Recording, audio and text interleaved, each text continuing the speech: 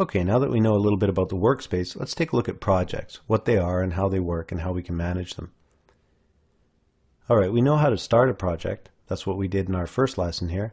Let's take a look at how they're constructed. I'm going to go into our project folder here and take a look at the subfolders that make up our project. As you can see here, there's a variety of different folders, and each one is basically designed to contain a different type of object. So we've got one for our buttons, one for our audio files, one for our documents, so on and so forth. We've got different folders for our different aspects. If we go to our project, you'll see that we've got our music player here, and it's made up of different things. For example, we have an image for the logo, buttons here on the player, an image for the background, etc. If we go into our AutoPlay folder here for our project and take a look in the different folders, we'll see those different elements. For example, there's the buttons, there's the images, and so forth.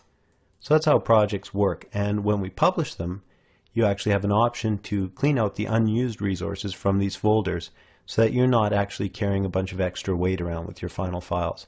Let's go back to AutoPlay Media Studio here, and we'll go under the Edit menu, Preferences, and we'll select Folders on the left here.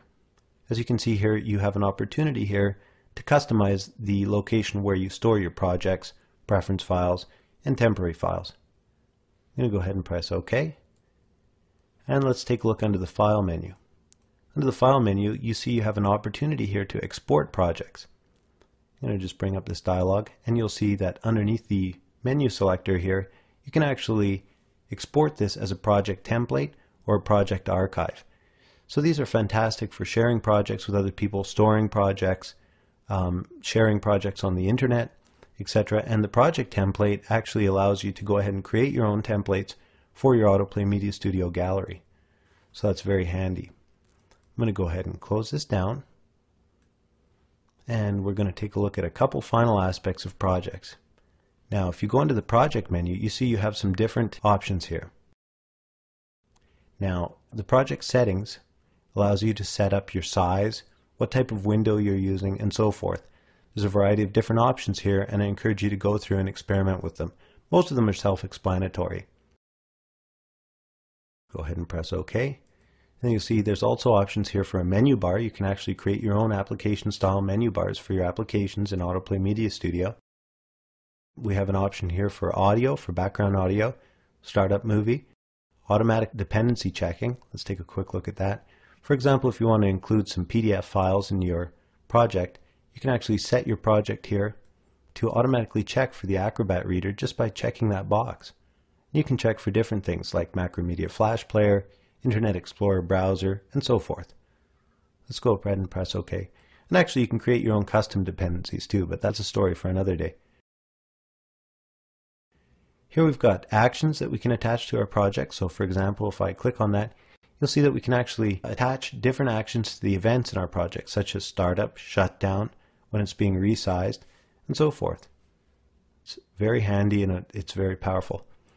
We've also got options here for global functions, and that's where we can set up functions for our entire project, and they will be stored in here. It's easy to edit, nice and clean, and they apply to our entire project.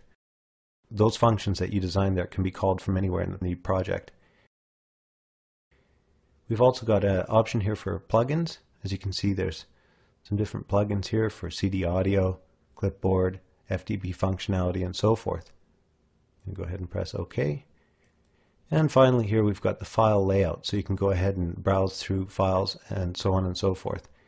And we've also got underneath the Tools menu the Optimize Resources option, and this is kind of neat. This actually allows you to go ahead and clean out your resources, so any unused resources that you have stored in your project folders will get taken care of. Keeps everything nice and clean, and basically keeps your files as small as possible. So that's the basics of projects. Now, the neat thing about projects in AutoPlay Media Studio is that they're actually very clean and tidy, very easy to edit, and you can actually get in there and do some pretty neat stuff. So if you have any questions on projects, meet me in the forum and I'll be happy to answer your questions. And we're going to go ahead and go on to the next video now.